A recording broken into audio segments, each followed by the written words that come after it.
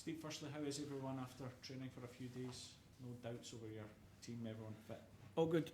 Obviously we lost Ryan Jack, but we'd sort of preempted that anyway. So no, that squad's good shape. The little time we've had on the training pitch has been really good work, high quality. So hopefully we can take that to the pitch. In terms of the new players coming in, how much food for thought has that given you, or do you feel you're already settled on who you're going to select tomorrow? Yeah, I think I've given myself more problems. Good problems. Selection problems, good.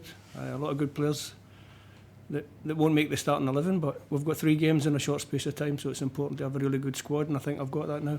Do you feel for the Austria game, you've settled on who you're going to pick now, or is there still 1 or 2 decisions to be made? No, in my head I've got the team. I know the team. You say you were expecting Ryan Jack to withdraw. Was there a temptation to bring anybody else in?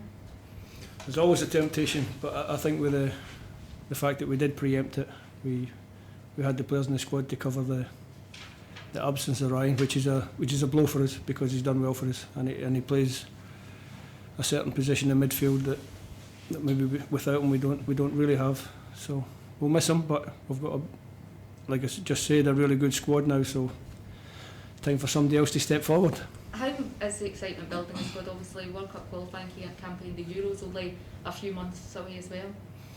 No, focused. The squad that's here now is focused completely on the World Cup games because they're the most important ones. We've said it almost since we qualified for the Euros that we don't want to be one tournament wonders. We want to have a continued period of success. So that starts tomorrow night against Austria at Hampden.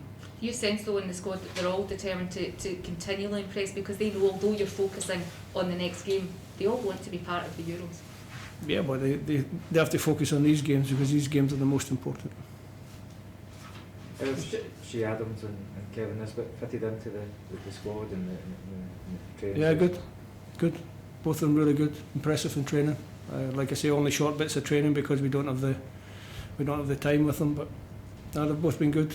Jack Henry, Grant Hanley slotted back in as if they'd never been away for an international squad. So, like I said before, really good shape. Looking forward to the game.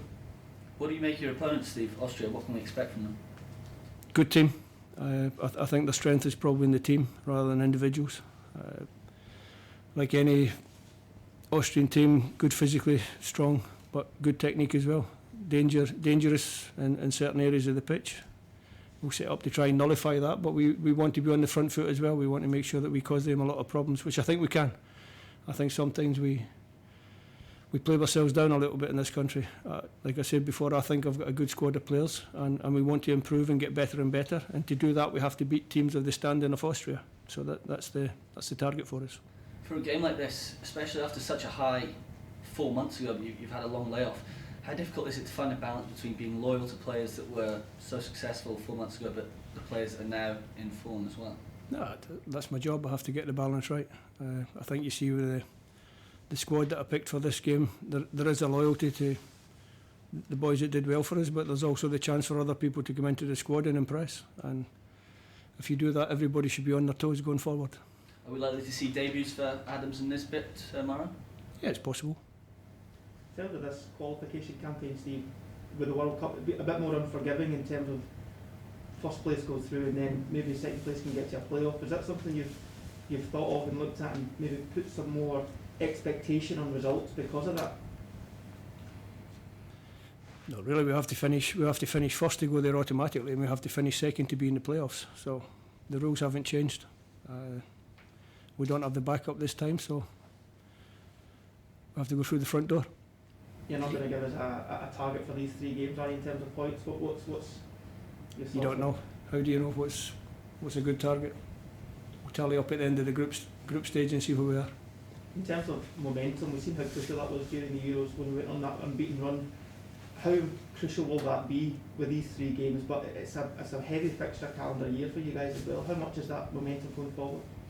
No, I think you want to have momentum. It's important. We lost the last 2 games of the Nations League campaign, so we want to put that right. We want to start winning games again. We want to build as long a winning run as possible. That's what you always try to do. Every time your winning run stops or your unbeaten run stops, you have to start another one. So tomorrow night will be a great time to start one. also important to change that mentality of Scotland. You mentioned it before about the one tournament wonders. How much of is about a mentality change that we should be going into these expecting qualification now rather than, you know, being at hope? I think you always have to be respectful of your opposition. We're in a group that 2 teams are seeded above us. We're pot 3. We're not seeded to qualify from the group. But I think rather than focusing on everybody else, we have to focus on ourselves. I've seen an improvement in the squad. I've seen an improvement in the team. I've seen an improvement on the pitch, which is really important for us.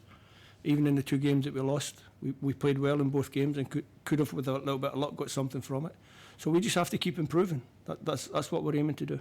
Steve, just going back to the game itself, obviously Ryan isn't available, so there's a place in midfield. Without giving away your team selection, have you considered playing Scott McTominay in there, or are we more likely to see John Fleck or Kenny McLean replace him? Maybe. Have you tried Scott in training in midfield? I know that you did a lot of work with him at centre back. I'm not going to discuss team selection. Steve, I'm just wondering that the team spirit that was clearly on show after Scotland qualified for the Euros, is that evident in training? It's evident as soon as the boys come into camp on the Sunday night. They greet each other like long lost friends, and the banter's good, it's sharp.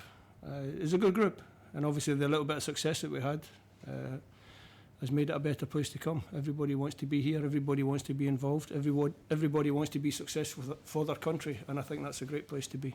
And how important is that going forward to succeed? Well, if you look at any dressing room, a happy dressing room is normally a successful dressing room, so no different on the international stage.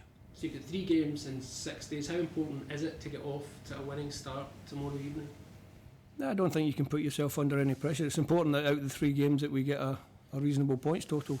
Like I answered the question earlier, who knows what's going to be reasonable in the shape of the group. I think it's a group, I've said before, I think all the teams in the group are capable, or the top seeds in the group are all capable of taking points off each other, and that should make for a more interesting section than maybe the last Euro section was, when Belgium ran away with the section. I don't think that will happen this time.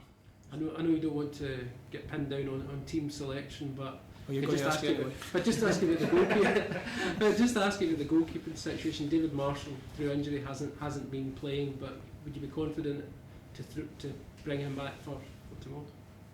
I'm confident in all my goalkeepers. That's why I selected them. Like I said before, I think the dynamic in the goalkeeping group is really good. They all have good. The 3 goalkeepers have good experience. They work well together in training, which is important. They know that I trust them, which is also very important.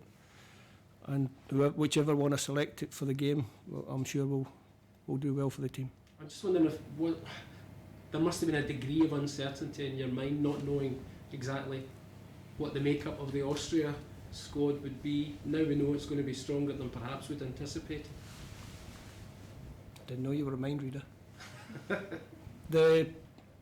To be honest, when it came out, it was a little bit earlier. You know, with the situation with the virus, the COVID virus is very fluid. It changes from week to week, day to day. So there was always a chance that the restrictions that were keeping them in Germany would be lifted. So we prepared everything for the strongest team coming across. So. In terms of you, Steve, in terms of how you're feeling about this campaign, how excited are you? I mean, as a club manager, when the new season starts, is this the same sort of feeling as when the new season starts as a club? A new campaign for international? Yeah, it's a new campaign, so we're all looking forward to it. Everybody starts with 0 points, and then we have a race to see who can get the most. So yeah, it's something to look forward to.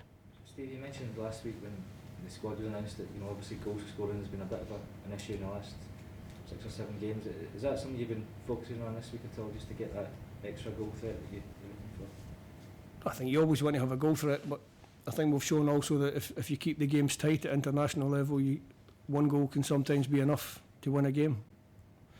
We've actually shown that we're quite good at penalties as well, which we didn't know before, but we're good at that. So if you keep the game tight and you always give yourself a chance to score, sometimes one's enough. I mean, the 2 games we lost, one was enough to lose the game. So I think at international level, defensively, you have to be solid. And I think we have the capability to score goals. Good luck. Yep. Thank you very much. Thanks, Steve. Thank you very much. Cheers. Just journey home.